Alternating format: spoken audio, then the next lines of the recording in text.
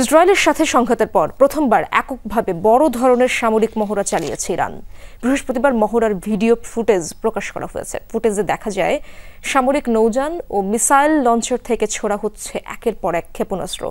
ইরানের বিভিন্ন গণমাধ্যম জানিয়েছে, ন্যাশনাল ডিফেন্স ইন্ডাস্ট্রি ডে উপলক্ষে ওমান উপসাগর ও ভারত মহাসাগরের বিভিন্ন লক্ষ্যে এসব ক্ষেপণাস্ত্র ছুড়ে শক্তিমত্তার জানান দিয়েছে দেশটির সামরিক বাহিনী।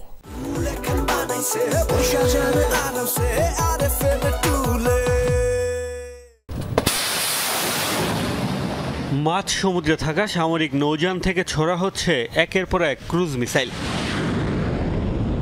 ওমান উপসাগর ও ভারত মহাসাগরের টার্গেট নির্ধারণ করে মিসাইল লঞ্চার থেকেও ছোড়া হচ্ছে ক্ষেপণাস্ত্র। বৃহস্পতিবার ন্যাশনাল ডিফেন্স ইন্ডাস্ট্রি ডে উপলক্ষে একযোগে নৌ ও ভূমি থেকে ক্রুজ ক্ষেপণাস্ত্রের পরীক্ষা চালিয়েছে ইরান।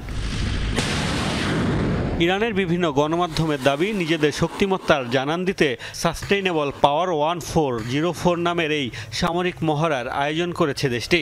গত জুন মাসে ইসরায়েলের সাথে 12 দিনের সংঘাতের পর এটি তেহরানের এককভাবে সবচেয়ে বড় মহড়া। বলা হচ্ছে, ইসরায়েলের হামলার পরও যে সামরিক শক্তি কমেনি সেটি জানান দিতে নিক্ষেপ করা হয়েছে নাসির, কাদির ও গদর এন্টিশিপ ক্রুজ মিসাইল। বিভিন্ন পাল্লার সব ক্ষেপণাস্ত্র সফলভাবে লক্ষ্যবস্তুতে আঘাত এনেছে বলে দাবি ইরানের।